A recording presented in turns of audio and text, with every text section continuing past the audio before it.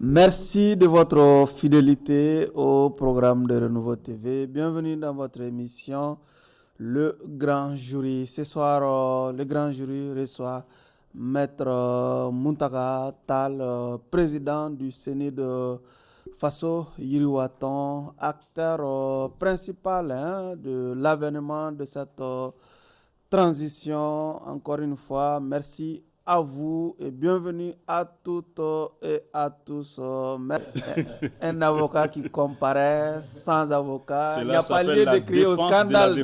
Il n'y a pas lieu de crier au scandale déjà. Oui, bien entendu. Avec moi, donc, pour vous interroger, Abdraman Keita, lui, il est directeur de publication, pas par intérim, mais directeur de publication du journal Le Témoin, qui n'a jamais effectué un pèlerinage, n'est-ce pas, Keita? Directeur de la publication du journal Le Témoin, pas encore de pèlerinage. Prions pour que l'appel de Allah subhanahu wa ta'ala lui parvienne. C'est la condition pour y aller. Pas encore de pèlerinage, mais pas parce que la foi n'y est pas. Oui. Puisque beaucoup de gens sont partis sans la plénitude. Vous faites allusion à qui? Non, je ne sais pas. qui se sent morveux? En tout cas, pas moi. Pour le moment, vraiment, ma foi me suffit. D'accord. Ouais. Eladj Shana Takiou, lui, il est directeur de publication du journal le 22 septembre. Shana Eladj. Plurielage. Oui, Eladj Shana, merci d'être là. Plusieurs fois Eladj. Bonsoir Barou, merci beaucoup. Et je suis Oumar B. Sidibé pour ceux qui nous suivent sur la radio Renouveau FM ou la 98.1 FM. Bienvenue donc à toutes et à tous dans votre émission Le Grand Jury. Maître, un regard sur la composition du jury. Je deviens chez vous un multirécidiviste, comme Hinebe Delila. Oui. J'espère que tout va bien se passer. D'accord. Merci. Keita. Est-ce qu'il est récidiviste? Pas récidiviste, parce qu'à ce que je sache, il n'a jamais été condamné. Ah non, c'est la comparution qui fait le multirécidiviste, pas la condamnation. La comparution. Récidiviste. Ah bon? C'est ce qui fait récidiviste? C'est la récidive, le fait d'avoir récidivé dans la commission des crimes ou délits. À partir du moment où il y a la présomption d'innocence, est-ce qu'il est... On est allé au-delà de la présomption d'innocence. J'ai été déclaré innocent et acquitté plusieurs fois. Okay. Allez-y, Keita. Ouais, donc c'est un régal d'avoir maître ici. C'est vrai qu'il est passé plusieurs fois, mais ce n'est pas chaque fois aussi qu'on l'a. Et beaucoup de fois, vraiment, l'actualité a été traversée par des événements qui nécessitaient sa présence ici, mais on ne l'a pas eu. Il est sorti récemment avec un communiqué qui justifie un peu son absence sur la scène publique. Et je pense que l'éloignement du temps ne va pas être un alibi pour lui, pour esquiver certaines questions qui se sont déroulées sans on l'ait entendu là-dessus. Et je suis sûr que ce n'est pas de sa marque aussi de se dérober des questions. Et vraiment, c'est pour le plus grand bonheur des téléspectateurs qui certainement attendent Maître Tal, puisque jusqu'à preuve du contraire, il est quand même un homme bien écouté et bien attendu par l'opinion. Donc c'est de bonne augure de l'avoir ici pour informer le public. Shana, tes préjugés sur l'accusé? Maître Tal est un bon invité. Moi, je me régale de l'écouter. La syntaxe, les mots justes, la courtoisie, vraiment la maîtrise du français, même s'il me dit souvent qu'il maîtrise la langue bamana plus que le français. Je pense que c'est un bon invité au regard de l'actualité, au regard de sa personnalité, récemment cité plusieurs fois comme étant probable Premier ministre. Donc je pense que nous allons parler de la transition, de son bilan, de la sécurité. Je pense qu'il est bien placé pour vraiment évoquer ces questions avec nous et on peut aller. Shana, l'accusé est à vous. Actualité oblige, maître. Actualité oblige. Et notre pays vient de connaître une double attaque à l'école de gendarmerie et à l'aéroport. est-ce que vous pensez que ces attaques se justifient y compris dans la capitale du Mali, et sans qu'il n'y ait jusqu'à aujourd'hui aucune sanction? Aucune sanction. La redevabilité dans la gouvernance, vous le demandez chaque fois, la redevabilité, maître. Qu'est-ce qui se passe avec la situation actuelle?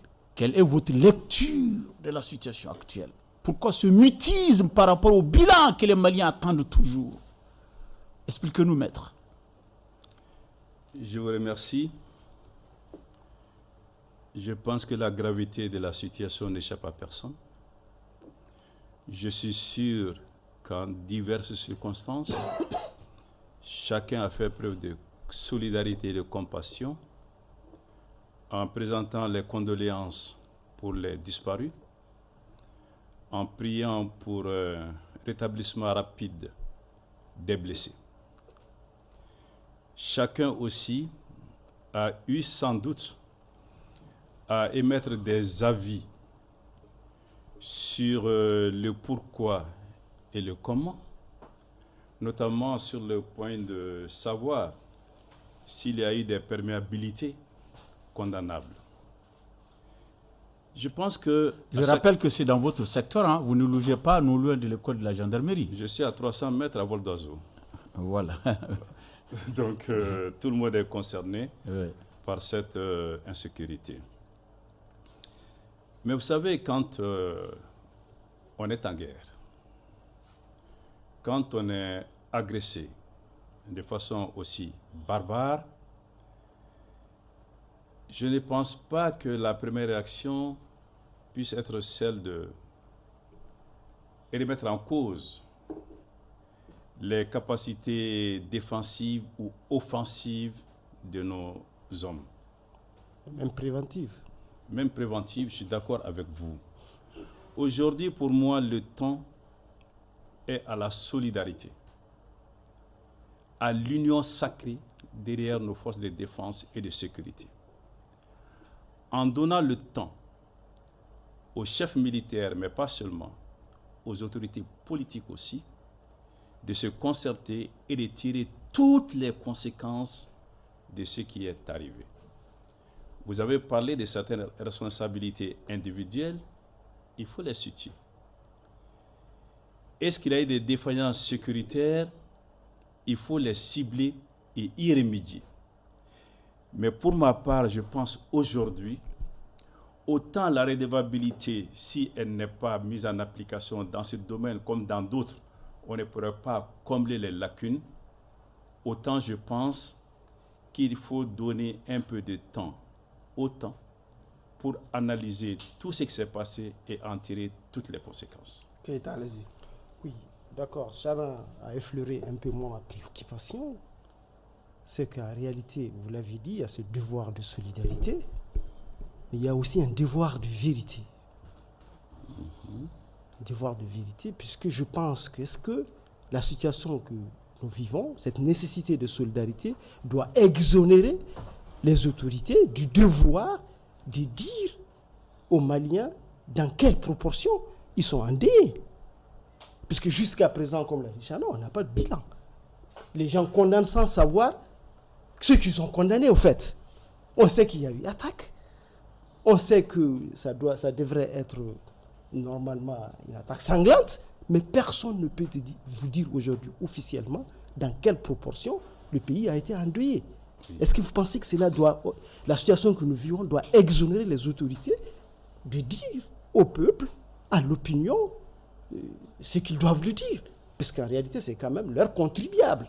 C'est des contribuables, ce sont des concitoyens qui ont été affectés par la situation.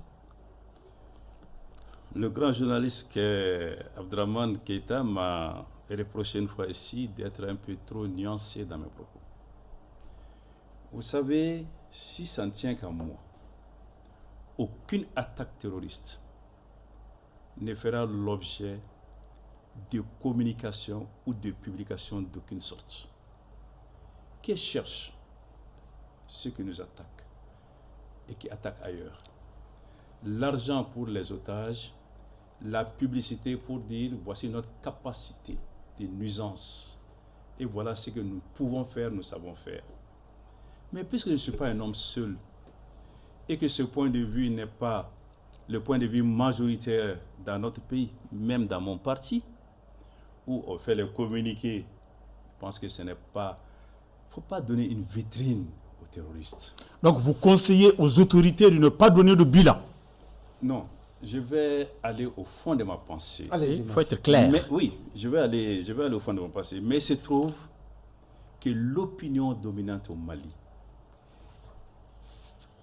amène à faire des communiqués de condamnation, à faire des communiqués de soutien, ce qui oblige les autorités à tenir compte de ce que veulent les citoyens.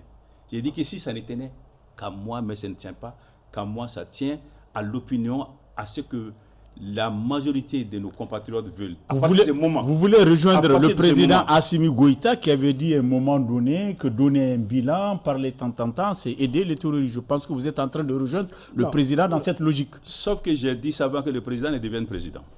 Ça fait longtemps que je l'ai dit de toujours, je l'ai dit de tout le temps. Mais j'ai ajouté que quand on gouverne ou quand on aspire à gouverner, il faut tenir compte de l'opinion de ses compatriotes. C'est là où j'arrive au cœur de sa question. Le devoir de vérité. La solidarité ne peut pas exonérer du devoir de vérité. Les Maliens ont besoin de savoir. Les Maliens doivent savoir parce qu'ils n'acceptent pas mon point de vue qui consiste à ne rien dire. Ok, bon, je vais continuer pour dire que c'est vrai ce que vous dites peut-être, mais peut-être c'est vrai pour les images qu'on peut mettre, mais pas pour des chiffres. Partout dans le monde, on dit le bilan. Les gens disent peut-être parfois même mais pour le peuple contradictoire. C'est édulcoré. J'ai dit que vous avez raison partout dans le parce monde. Que les Maliens veulent cela. Mais ce n'est pas la première même si fois. Moi, je ne pense pas nous en avons connu par le passé et récemment encore. C'est la même chose. Il n'y a pas de bilan et il n'y a même pas les actes de mémoire qu'on a l'habitude de poser vis-à-vis des disparus, puisque la meilleure façon de le dire, c'est de reconnaître au moins qu'il y a eu des disparus, et partout dans le monde, dans des proportions aussi importantes, c'est des deuils nationaux. On ne peut pas avoir perdu. Tout le monde entier est en train de sympathiser, de compatir avec le pays, et dans le pays même, il n'y a rien qui le marque. Il n'y a pas de drapeau en berne. Les gens vaquent à leurs préoccupations. Comme si rien n'était. Comme si de rien n'était. Comment on appelle les cérémonies de réjouissance se passent comme chaque jour. Il y a des mariages, n'importe quoi, les boîtes sont ouvertes, rien. Alors qu'on veut nous faire dire qu'en réalité, le monde entier est en train de compatir. Je pense qu'il nous faut une approche. Il nous faut le comprendre sur ce qu'il y a à faire, ce qu'il y a à dire. Je ne conteste rien de ce que vous dites. Mais je me mets au niveau de la gestion d'État et suis obligé, à certains égards, de tenir compte de tous les impératifs. Vous n'avez pas tort. Mais dans 48 heures, le président de la transition doit s'exprimer. Je ne sais pas ce qu'il va dire. Vous nous informez ou bien? Chaque 22 septembre, il en est ainsi. Ok. Alors qu'aujourd'hui, il y a eu les cérémonies, les obsèques. Je peux terminer. Ok. Et puisque je parle du 22 septembre, c'est l'occasion pour moi de rendre un hommage vibrant aux pionniers de l'indépendance et aux pères de l'indépendance. Nous reviendrons sur ça si vous voulez. Je ne sais pas ce qui va se passer, mais pour ma part, toutes mes analyses finales vont attendre cette intervention. J'aimerais voir et écouter ce qui va être dit en cette circonstance. D'accord. Ce n'est pas une course de vitesse. Patientons un peu et on verra. Donc, mais encore une fois, je ne suis dans aucun secret. Vous voulez me dire qu'il peut y avoir un deuil national plusieurs semaines après l'événement qui l'aurait suscité? Je ne dis rien, je dis j'attends cette occasion solennelle, importante, inévitable, incontournable pour préciser mon opinion définitive sur cette question. Chana, sur le dossier des 11 détenus politiques, allez-y. Monsieur le Président, tout à l'heure, vous avez parlé d'union sacrée. Est-ce qu'on peut aller dans cette union sacrée quand des camarades à vous, des leaders politiques, et pas des moindres, restent détenus, restent comme étant des prisonniers politiques, on peut même dire pour des délits d'opinion, délits de réunion, quelque chose comme ça. Est-ce que vous pensez que cette union sacrée est possible tant que ces leaders politiques restent emprisonnés? Je me suis récemment exprimé sur la question. Juridiquement, aujourd'hui, de mon point de vue, rien ne justifie le maintien en détention de ces hommes politiques. J'expliquais que le maintien en détention, la détention privative, doit demeurer une exception. La règle, c'est la liberté. Même pas provisoire, la liberté. Il faut qu'il y ait une de ces trois conditions pour être mis en détention privative. On considère que la personne peut s'enfuir. On appelle ça, en termes juridiques, qu'il n'a pas de solide garantie de représentation en justice. Je ne pense pas qu'un seul parmi ces 11-là soit concerné par cela, autrement il serait déjà parti. La seconde raison, c'est si on peut suborner des témoins, c'est-à-dire aller dire à un témoin, raconte des histoires, ment. Mais l'information est arrivée à un niveau tel que cela n'est plus possible. Aussi, le maintien en liberté peut amener la personne à troubler l'ordre public, à poser des actes qui feront qu'il y a des problèmes, des difficultés. Je pense que juridiquement, il n'y a pas de raison de les garder en prison. Politiquement, j'expliquais que si on instaure une semaine comme la Semaine nationale de la réconciliation, ça doit avoir un sens. Il est important de pareilles circonstances de poser des actes forts. Nous sommes dans la semaine de réconciliation. Nous sommes dans la semaine de la réconciliation. C'était l'occasion pour les libérer d'ailleurs. Et c'était une parfaite occasion une aubaine. De prendre une aubaine à saisir, une opportunité à ne pas rater pour faire cela. Mais au-delà du moment, ce en quoi je crois le plus, depuis 1991, où le slogan du CNI c'est rassembler pour construire, je crois au rassemblement, je crois en la réconciliation. Je sais que tout le monde n'est pas bon, mais personne n'est définitivement mauvais. Je ne le dis pas pour ces personnes-là. Travaillons à nous rassembler, travaillons à nous réconcilier pour construire notre pays. Et je pense honnêtement que mes camarades, ces 11 leaders politiques, n'ont absolument rien à faire en prison aujourd'hui. La question répondait là. Est-ce que l'union sacrée est possible sans la libération de ces leaders-là? Oui, ceci est une entrave. C'est une entrave qu'il faut surmonter. Et surmonter comment? Les laisser aller chez eux. Allez-y, Keïta. Oui, maître. C'est courageux. On vous a entendu là-dessus. C'est clair, cette situation, puisque elle est pendante et qu'aujourd'hui même, à ce qu'on sache, le procureur a fait opposition à la décision du juge de les mettre en liberté. Ça veut dire qu'ils vont continuer. Mais on aimerait surtout vous entendre là où on ne vous a pas entendu par le passé. Est-ce que vous pensez que la mesure qui les a conduits en prison, c'est-à-dire la mesure de suspension des activités politiques, se justifiait en son temps?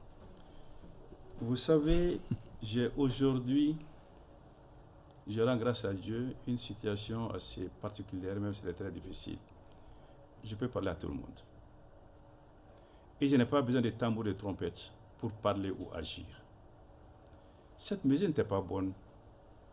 Elle a été retirée. C'est parce que le constat a été fait qu'elle n'était pas bonne. On l'a critiquée parce qu'elle n'était pas bonne. Il faut saluer le fait qu'elle a été retirée aussi. C'est là la bonne méthode. C'est là la cohérence, même la dignité, si vous voulez. On a critiqué, oui, on a retiré. Donc vous reconnaissez qu'en réalité, à partir du moment où la mesure n'était pas bonne, ce que vous dites ne sont pas les seules raisons pour lesquelles on devrait aussi les élargir. Soyez L'autre précis raison, sur votre question. l'autre raison, c'est aussi qu'en réalité, ils sont en détention pour une mesure qui n'était pas bonne, qui ne se justifiait pas. Oui, mais attendez, tirez les conséquences de ce que vous dites, commentez comme vous voulez, mais moi je m'en tiens strictement aux faits. Les faits sont têtus, une mesure a été prise, elle n'a pas été estimée bonne. Les personnes qui l'ont prise l'ont retirée. Mais ils l'ont retiré, la conséquence, la mesure a eu déjà des effets. Mais On a retiré la mesure, mais ces effets continuent. C'est sur ça qu'on veut vous entendre, maître. Est-ce que c'est normal qu'une mesure mauvaise continue à avoir des effets? Les effets, ils demandent la libération. Vous voulez m'entendre sur ce que j'ai dit et redit? Si vous voulez, je l'enregistre, je le mets ici, vous allez le passer. Ce n'est pas ça, non. Ce ne sont pas les mêmes raisons pour lesquelles que vous avez évoquées. Vous avez évoqué le fait d'avoir des subornations, des risques de subornation de témoins et des raisons juridiques. Ça, c'est juridique. juridique. C'est ce que vous avez, évoqué j'ai comme raison. J'ai ajouté des raisons politiques. Voilà. J'ai ajouté des raisons politiques. Mais vous savez, quand on veut être efficace, il faut éviter... Je vais continuer, s'il vous plaît. Seulement Allez-y, maître, allez-y. Les bons mots. Moi, quand il y a des personnes qui sont en détention, moi, je souhaite les voir chez eux, je raisonne droit pour eux, pour leur bien. Maintenant, s'il s'agit d'aller faire des effets de manche, on va t'applaudir, mais ça n'apportera rien à ceux qui sont en détention. Moi, je cherche un résultat.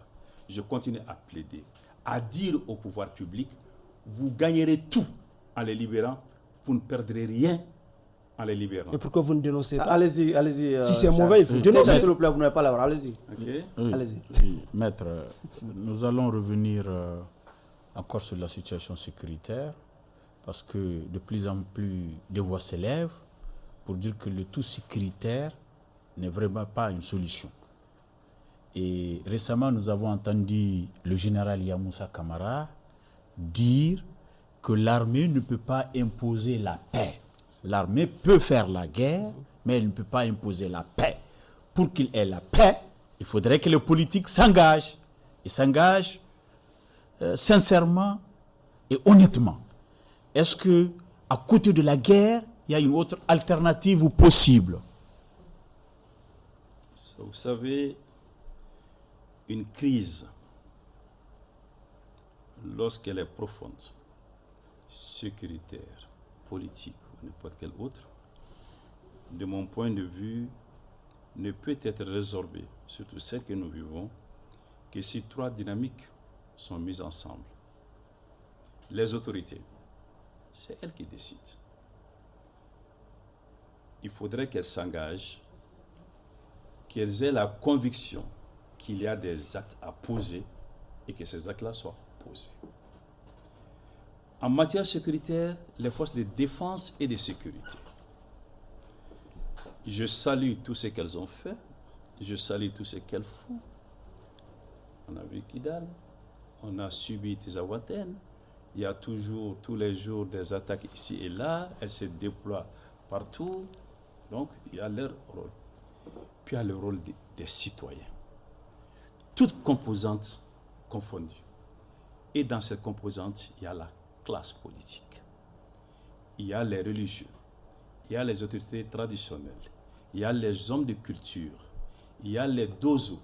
Il y a nous les journalistes. Il y a les journalistes dont le rôle est plus qu'important et éminent. Parce que je l'ai dit, ce n'est pas avec démagogie. Qui peut porter aux Maliens qui résident dans le village les plus reculés le bon message si ce ne sont pas vous, femmes et hommes de presse? C'est tout cela mis ensemble qui peut permettre de résorber une crise. Ce qui signifie quoi?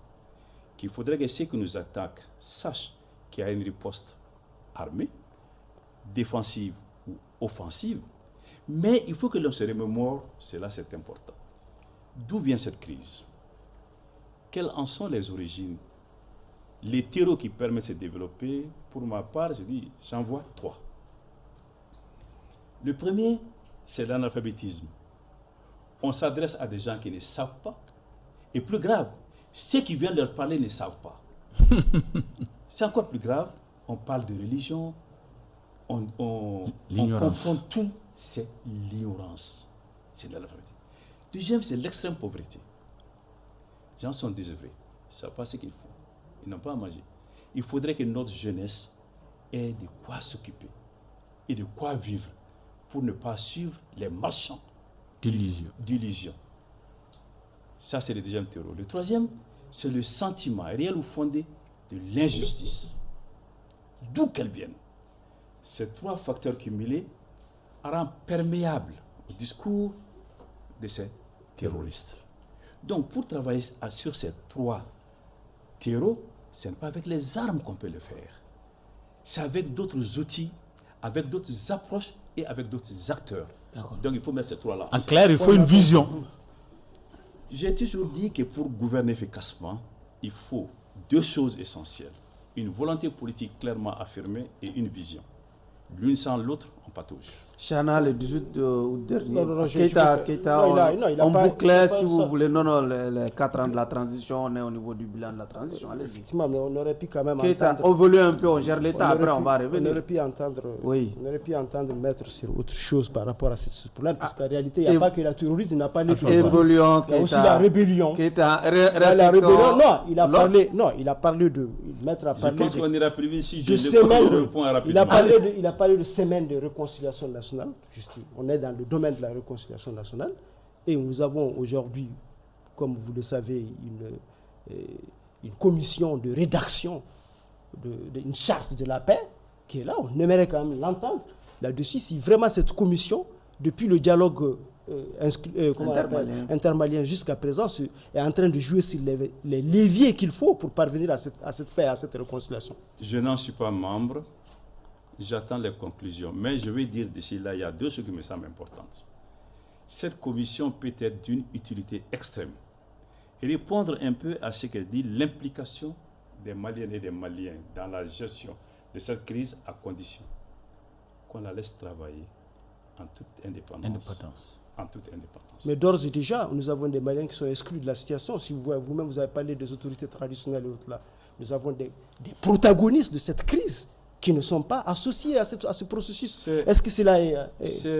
C'est dommage qu'il y ait des franges de la population qui devraient y être et qui n'en sont pas. Mais là, ce que je dis, il ne faut laisser le Mali à personne.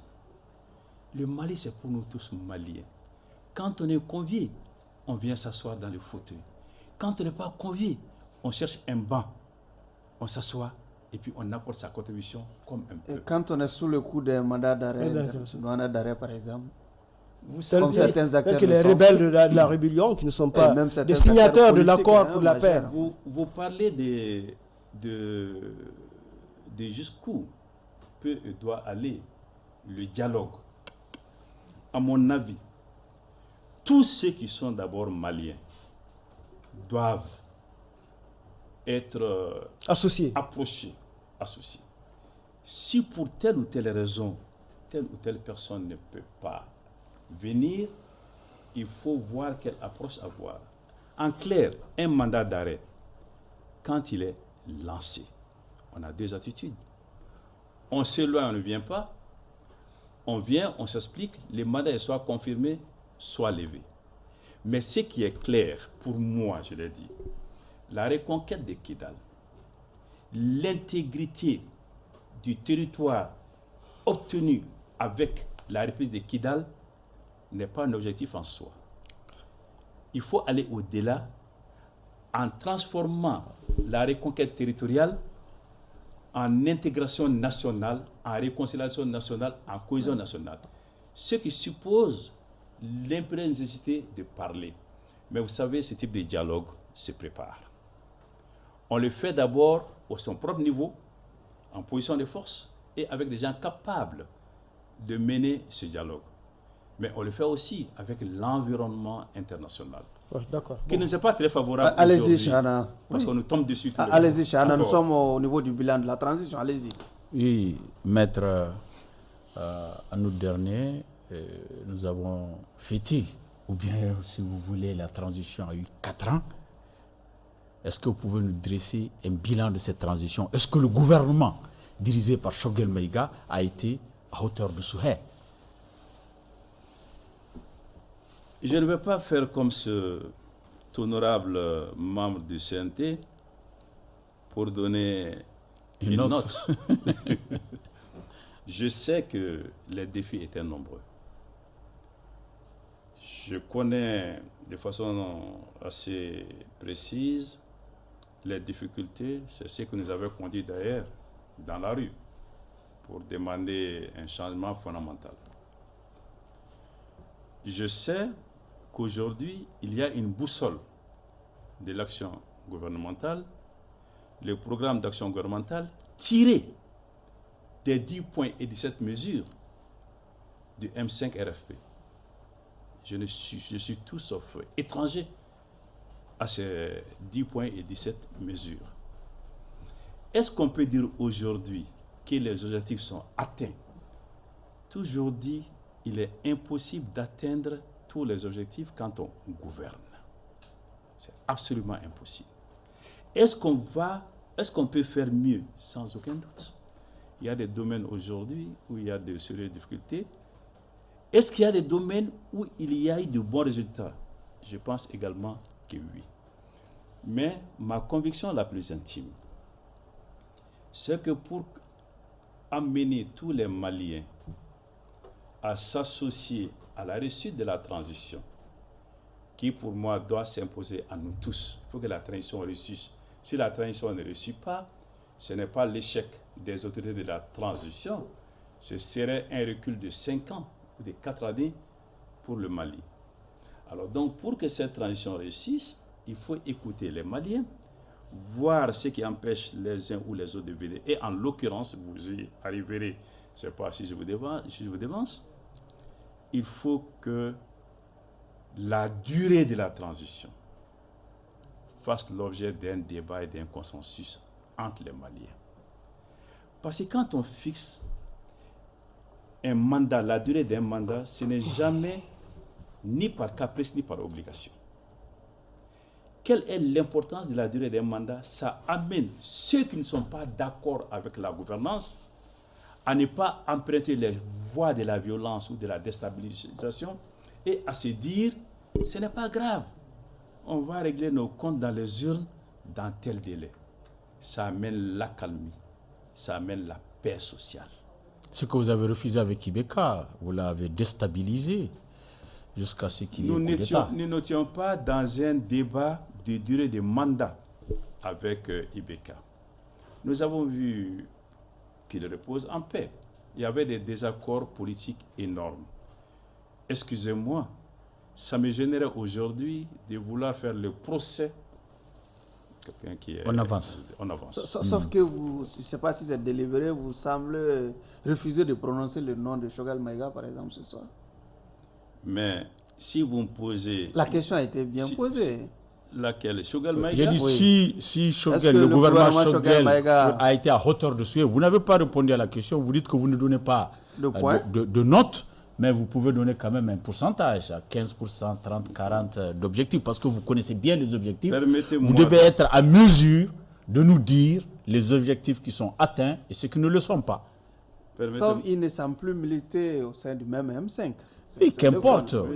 Je laissais honnête, l'honnêteté intellectuelle oblige qu'ils nous disent ce qui est, les objectifs atteints et les objectifs non atteints, et un pourcentage en conséquence par rapport à cela. Allez-y, maître.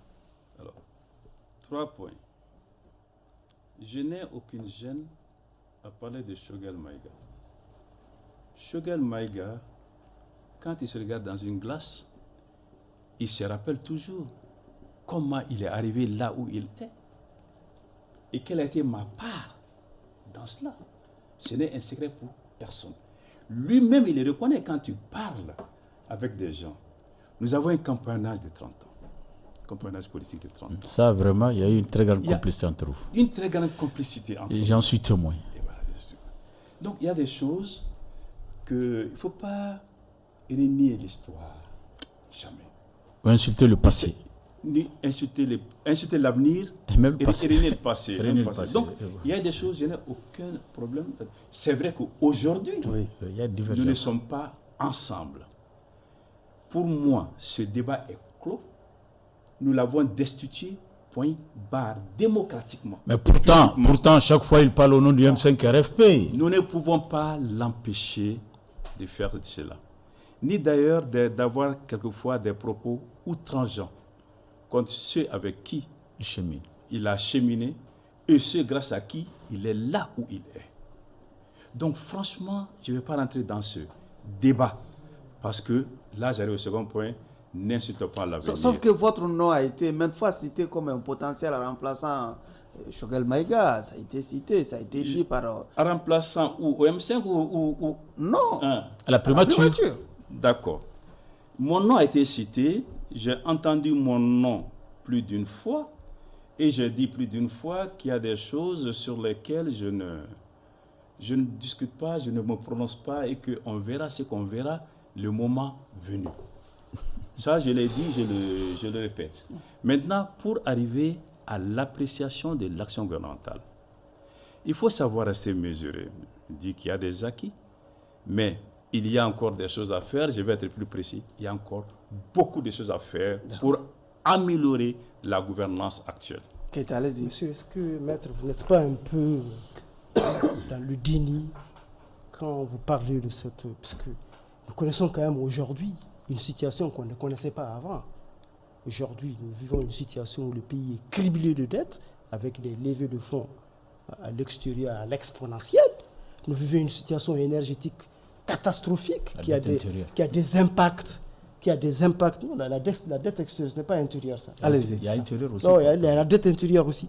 Il y a une situation énergétique catastrophique avec des impacts, des effets sur l'économie dans son ensemble. Tout cela, ce ne sont pas des problèmes que nous gérions avant cette transition. Et vous pouvez parler qu'en réalité, dans ces aspects-là, on a comme l'impression, et beaucoup de Maliens trouvent que vraiment la situation n'a pas, la transition n'a pas été à hauteur de mission. Oui, j'ai dit qu'il reste beaucoup de choses à faire. Vous venez de citer... Oui, mais ça, quand vous dites qu'il y a beaucoup de choses à faire, c'est un peu superficiel, un peu... Concrètement, qu'est-ce qu'il y a à faire? On y passera la nuit. Oui, mais demander la permission pour rester encore une heure de plus. Il faut survoler un peu ce qui reste à faire. Je suis obligé. Voyez tous les thèmes que vous abordez. On ne peut pas aller dans le détail de ce que l'on dit, mais si vous m'écoutez, peut-être qu'on sera d'accord. Allez-y.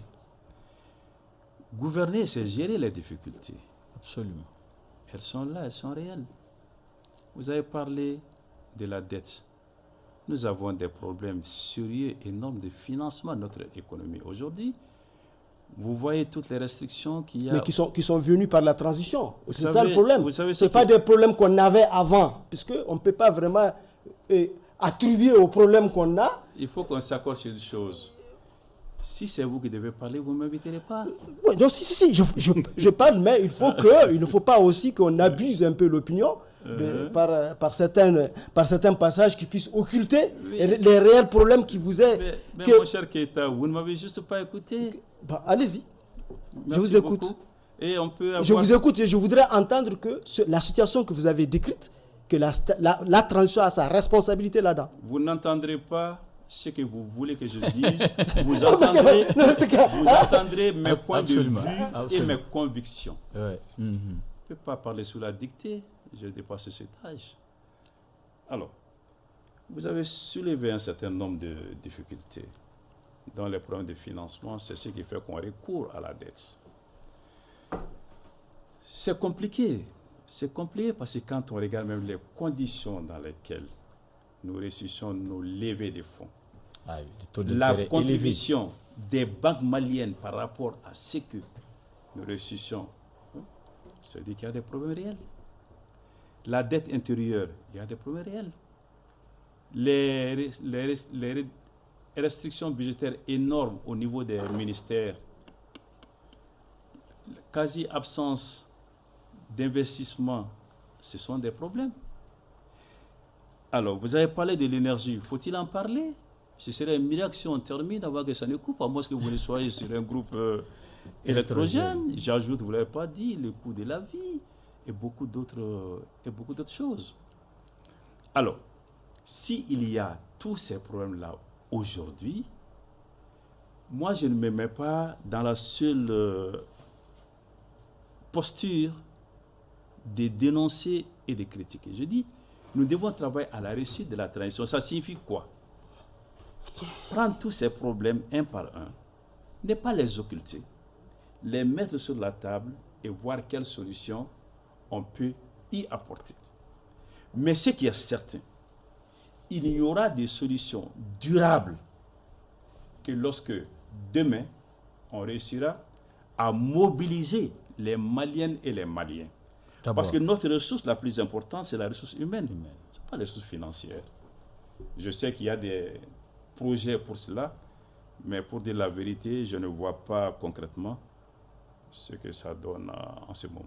Allez-y, Chana. Maître, est-ce que le pays n'est pas victime de ces choix stratégiques qui ont fait que beaucoup d'associations sont privées de fonds, qui fait que nous ne nous entendons pas avec nos voisins, avec l'Union européenne, beaucoup sont partis. Est-ce que ce n'est pas une question de vision déclinée en choix stratégiques?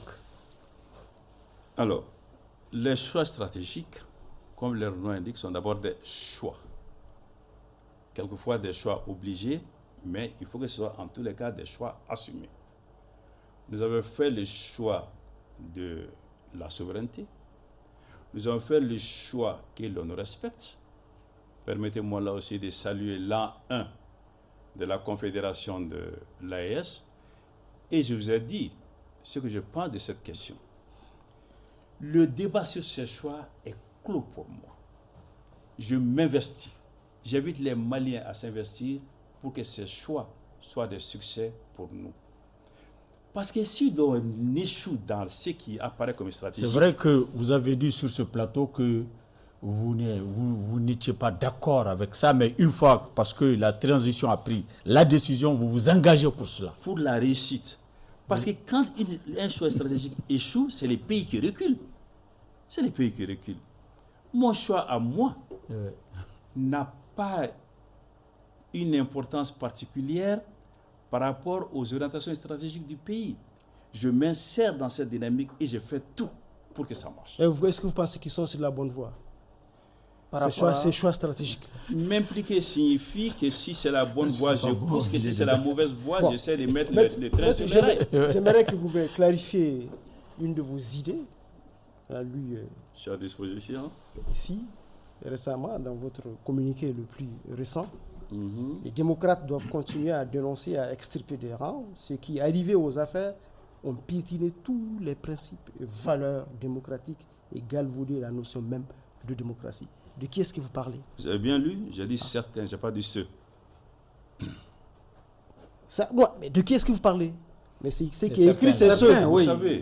Non, vous savez. Ceux qui, pas certains, ceux qui. Vous savez. C'est ceux qui est dans ceux que j'ai reçus, c'est ceux qui est écrit. C'est pas certains, c'est ceux qui. D'accord. Voilà. D'accord. C'est bien le que même ce certain, ça équivaut voilà, c'est la même chose. De qui est-ce que vous parlez? Pendant 10 longues années, j'ai été pas seulement un opposant, mais un chef d'opposition. J'ai contesté la gouvernance. Je l'ai dénoncé. J'y ai donné ma liberté. Plus que ça, quelquefois on a voulu salir mon honneur. Ma famille a été brimée. Mes amis politiques, mon travail, parce que j'étais en désaccord. J'ai assumé dans la rue, j'ai assumé au Parlement, j'ai assumé dans la presse, j'ai assumé devant les tribunaux. Si aujourd'hui, moi, je viens dire que certains qui sont arrivés au pouvoir ont galvaudé la démocratie, j'aurais dit aujourd'hui ce que j'ai dit il y a 30 ans. Vous savez que c'est de saison, parce que c'est qu'on ne comprend pas. Pourquoi non, c'est de saison? Parce que alors, on a comme l'impression que ce n'est pas de saison. Ça tombe comme un cheveu dans la soupe. Il faudrait que vous appreniez à écouter vos invités. C'est important. Maintenant, pour arriver... Maître, nous apprenons bel et bien à écouter nos... C'est-à-dire que nous n'écoutons pas par l'oreille, peut-être, qu'il vous plaise qu'on écoute. Sinon, nous écoutons bel et bien. Écouter, c'est laisser parler. Allez-y. Simplement. Allez-y. Simplement. Non, laisser parler, ce n'est pas aussi des crachoirs. Parce que le débat doit... C'est qu'aujourd'hui, il y a un débat à la fois malsain et faux. On pense que les partis politiques, les démocrates sont à la base de tous les problèmes de ce pays. C'est ce qu'on veut comprendre, Aléa. Et c'est ce que j'ai dit. J'ai dit que les démocrates doivent faire deux choses. La première, extirper des rangs ceux qui ont galvaudé la démocratie.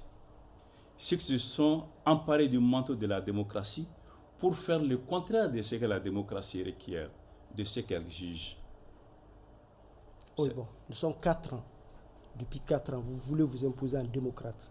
Vous continuez encore à réclamer l'homme démocrate, le combattant de la démocratie que vous avez été. Mais ça fait 4 ans que nous vivons quand même une sorte de totalitarisme dont vous vous accommodez. Puisque ça fait quand même 4 ans, près d'un mandat, par exemple présidentiel, que nous vivons cette situation et cela ne vous effarouche pas. Je termine mon raisonnement. Allez-y. Donc, je dis que les démocrates ont 2 choses à faire. La première, c'est d'extirper des rangs ceux qui se sont conduits de façon notoirement contraire à la démocratie, à ses valeurs, à ses principes. La deuxième chose, c'est d'expliquer à ceux qui ne comprennent pas, à ceux à qui on raconte des histoires, qu'il ne faut pas réduire la démocratie au mauvais comportement de certains démocrates. Que la démocratie a beaucoup apporté, qu'elle peut beaucoup apporter. Dans aucun pays au monde, difficilement, par les temps qui courent, on peut s'affranchir de la démocratie sans tomber dans la dictature. Et ceux qui applaudissent ou qui veulent jeter la démocratie aux orties ne savent pas ce que c'est que la dictature. Je termine en disant une chose. Je n'ai rien contre un régime où participent des militaires ou des civils ou des hommes et des femmes, parce que ce que les Maliens ont dénoncé, ce n'est pas la démocratie en fait, c'est la gouvernance. Cette gouvernance qui, de l'indépendance à aujourd'hui, a mis ensemble dans tous les gouvernements du Mali depuis 1968, les civils et les militaires, les hommes et les femmes, les jeunes et les vieux. Oui, mais maître, vous répondez donc, à la question. Vous avez clarifié ça, on a compris. Il faut ausculter aujourd'hui. On a compris ça. Non, on a compris ça. On a compris. Il faut que vous répondiez à la question que vous n'allez pas du tout monopoliser la parole. Ça fait 4 ans que nous ne sommes pas en démocratie. Ça fait 4 ans que nous ne sommes pas en démocratie. Vous en accommodez. Vous en accommodez. Allez-y, Chana. C'est ça. Vous n'avez pas la parole. Allez-y, Chana. C'est ça aussi la question. Chana, allez-y. S'il endosse votre question, allez-y, Chana. je vous réponds. Allez-y, Chana, s'il vous plaît. Oui. Maître, vous êtes chef de parti, président du SNID, membre du M5 RFP, et vous êtes battu plusieurs fois pour être président de la République. Le peuple malien n'a pas encore porté son choix sur vous. Est-ce que vous êtes encore prêt à être dans le starting block pour briguer le suffrage des Maliens pour la prochaine présidentielle? Alors, je vais répondre très clairement et très franchement à votre question. Vous savez, le jour où au M5 RFP, on a fait le choix d'un Premier ministre, j'ai clairement dit que je n'étais pas candidat. Je l'ai dit en ajoutant et en disant à ceux à qui il fallait le dire, que la charte, si je suis Premier ministre, ne m'autoriserait pas à être candidat. Et que par conséquent.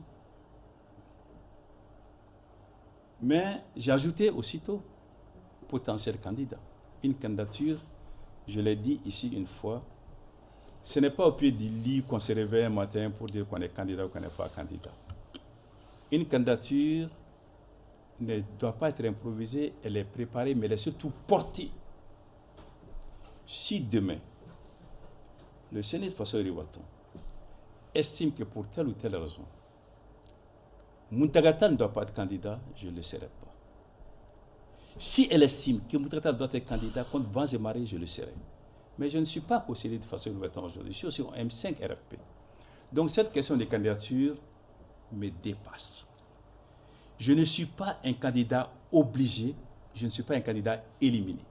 Est-ce qu'Assimi pourrait être candidat? Cette question peut être répondue par Assimi, pas par Muntagata. Non, vous avez l'habitude d'expliquer ici, Au regard de la charte, au regard des textes, Assimi ne peut pas être candidat et vous osez espérer qu'il ne sera pas candidat. Et pourquoi cette légère évolution aujourd'hui? Vous ne m'avez pas demandé quelle est quels sont les empêchements des candidatures liées à telle ou telle personne. Vous m'avez cité quelqu'un en disant est-ce que cela peut être candidat? Oui.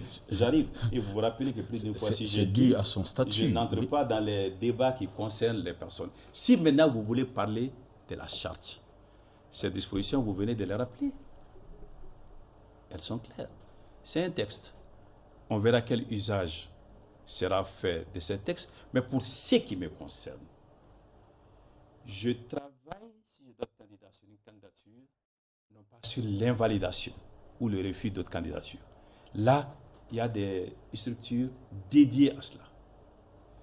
Et pour ma candidature, je dis, elle n'est pas interdite, mais elle n'est pas actée aujourd'hui. D'accord. On verra. Keita, pour votre dernière question. Monsieur, ouais, c'est cette question d'ailleurs. La dernière question sera cette question. Parce qu'en réalité, comme je l'ai rappelé, il y a eu un dialogue intermalien à l'issue duquel les participants ont pris une décision, entre autres, des recommandations, entre autres, de susciter la candidature de Assimi Goïta et de lui permettre même d'être candidat sans être obligé de démissionner. Et comme l'a dit Chana, ce qu'on a l'habitude d'entendre ici de vous, c'est qu'en réalité, ce serait un parjure. Un parjure, voici le mot que vous avez utilisé, que d'être candidat. Est-ce que vous continuez encore à maintenir cette position, que c'est un parjure pour celui qui avait prêté serment sur la charte de ne pas être candidat, de l'être par ses appels? Vous avez dit deux choses. Ceux qui ont fait des ajouts à l'ordre du jour, même à l'objet des concertations, sont responsables de ce qu'ils ont dit et fait. Mais il faut retenir une chose qui est importante. Ce sont des recommandations, ce ne sont pas des textes. Et depuis la fin de ces concertations jusqu'à aujourd'hui, je n'ai vu aucune autorité revenir sur ces questions. Si. J'ai dit, il y a une autorité. Comment vous pouvez savoir si moi j'ai vu? Vous dites, je veux vous l'apprendre qu'il y a une autorité. Assimi Goïta est sorti pour s'engager à appliquer l'ensemble des recommandations du dialogue intermalien. Et cela figure parmi ces recommandations. Nul ne peut appliquer l'ensemble des recommandations de ces assises, même en 3, 4, 5 mandats. Le dire est une chose, le faire est une autre. Voilà, c'est très bon. Ça, c'est la première chose. Maintenant, la deuxième chose, j'ai répondu. J'ai dit, je ne parlais pas d'une personne tout est nommément désignée. Chana a dit, on revient sur la charte. Je dis, la charte est très claire. Il n'y a pas d'ambiguïté dans la charte. Donc c'est un parjure. Vous continuez à maintenir que c'est un parjure. Donnez les qualificatifs. C'est vous qui avez donné, c'est pas nous. C'est vous qui avez parlé de ça ici. On veut savoir seulement si vous maintenez. Donnez les qualificatifs que vous voulez. Moi, je c'est pas moi qui ai donné le qualificatif, c'est vous. Pas ça, c'est lui qui a. Allez-y, Chara, pour la dernière question. Honnêtement, on n'est pas dans un jeu, quoi. On parle aux Maliens. On doit maintenir une certaine hauteur. Maître, bon, on est vers la fin de l'émission. C'est pratiquement la dernière question. Nous avons abordé tous les problèmes que connaît notre pays. Et vous avez donné votre point de vue. Maintenant, est-ce que vous avez des recommandations à l'endroit de Assimi et du Premier ministre Choguel Kokala Maïga afin d'améliorer la gouvernance actuelle? Est-ce que vous avez quelques recommandations? Ne pas avoir de recommandations dans ce domaine signifierait que je considère que la gouvernance actuelle est parfaite. Elle est loin de l'être. D'abord, dans les principes, en tant qu'acte humain, il n'y a jamais rien de perfectible. En l'occurrence, vous savez, cette transition, c'est l'affaire des autorités militaires, mais c'est aussi l'affaire du M5 RFP. Pas plus tard qu'aujourd'hui, nous nous sommes réunis. Je sors pratiquement de là-bas pour venir ici, pour parler de cette gouvernance. pour parler de ce que nous considérons comme des lacunes, pour parler de ce que nous considérons comme des acquis, pour parler des recommandations et des propositions que nous devons faire. Nous les avons sous l'écoute. Nous allons rencontrer les autorités en charge de l'État pour leur dire ce que nous pensons de la gouvernance actuelle avec des propositions d'amélioration. Il ne serait pas... Vous allez rencontrer Choguel? Non, nous n'allons pas rencontrer Choguel en l'occurrence. Non, ce n'est pas à Choguel que nous avons demandé de nous rencontrer parce que nous estimons que ce que nous avons à dire aujourd'hui, il n'est pas le partenaire le mieux indiqué. Nous sommes donc malheureusement au terme des débats pour le compte de cette audience. Maître, à présent, le jury va se retirer pour procéder à la délibération. Keita, nous sommes dans les secrets de la délibération. Oui, Maître est revenu dans les mêmes postures dans lesquelles il a eu à nous quitter la dernière fois.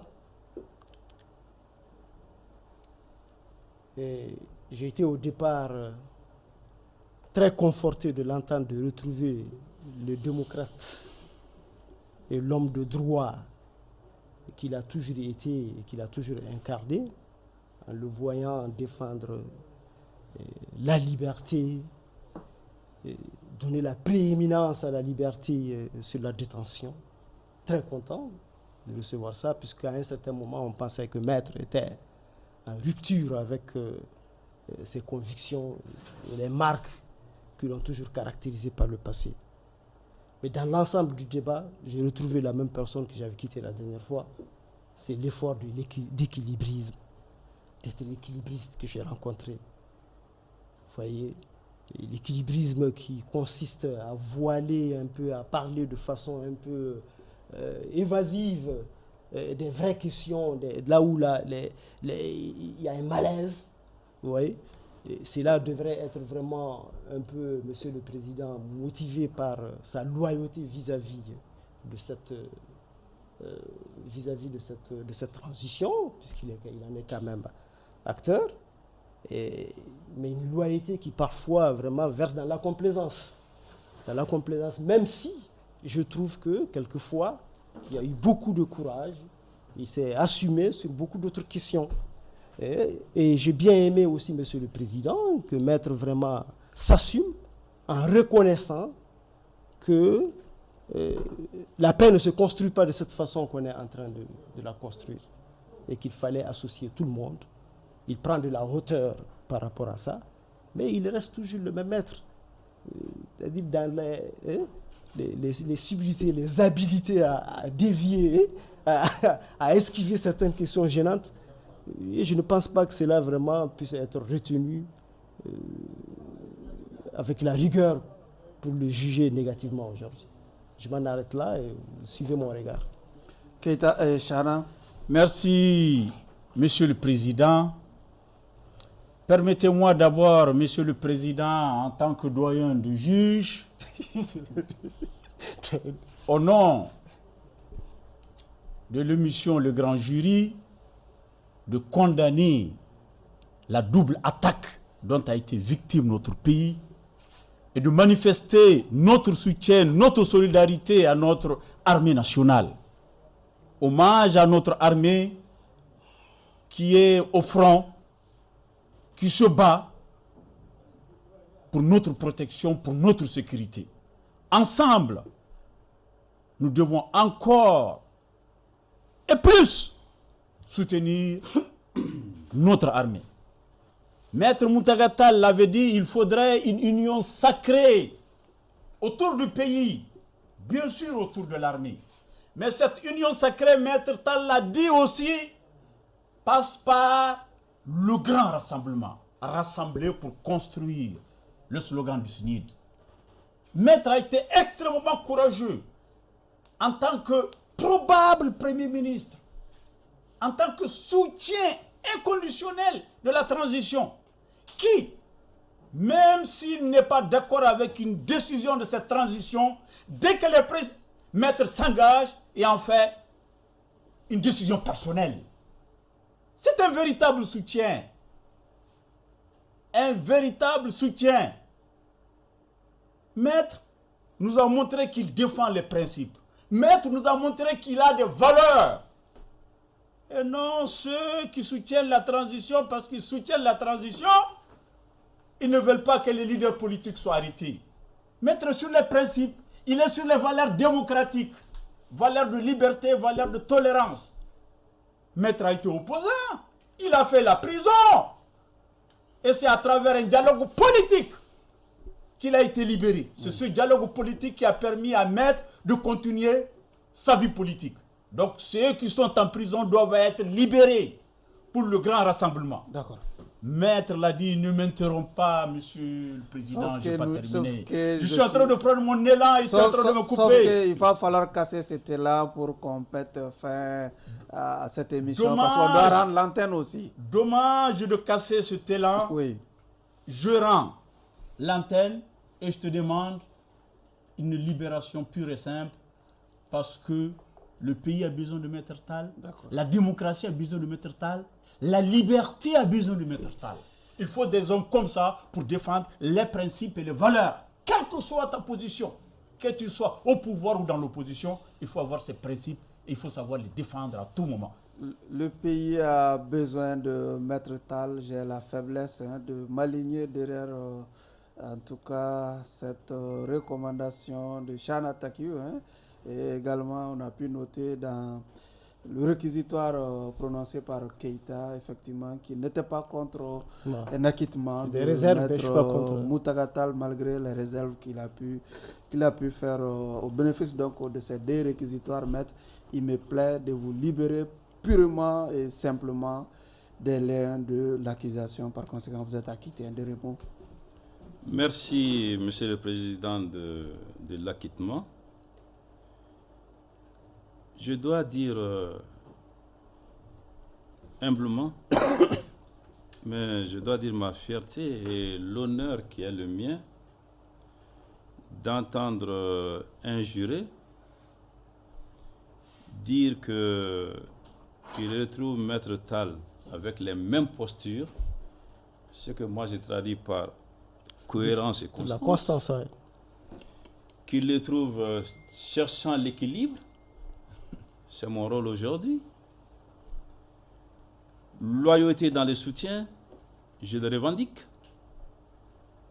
Qui prend de la hauteur, merci de le dire. Et le second juré, Chana, qui dit, ça c'est important pour moi, qui défend les principes. Je souhaite me regarder dans une glace chaque matin, sans me reprocher quoi que ce soit, au nom des principes. Le temps est terminé. Oui. Permettez-moi de dire deux choses. Une pensée commune aux victimes des inondations. Elles ont beaucoup souffert. Cela continue et ça fait partie des déficits de la gouvernance. Et encore, les condoléances renouvelées à nos forces de défense et de sécurité et le soutien que nous devons leur apporter. Merci infiniment de votre indulgence et de cet acquittement. Ainsi prend fin ce numéro de votre émission Grand Jury qui recevait comme donc invité Maître Moutaga Tall, président du Séné de Faso Yiriwaton. Merci à vous de nous avoir suivis. Clin d'œil à tous nos téléspectateurs du côté de la région de Séné.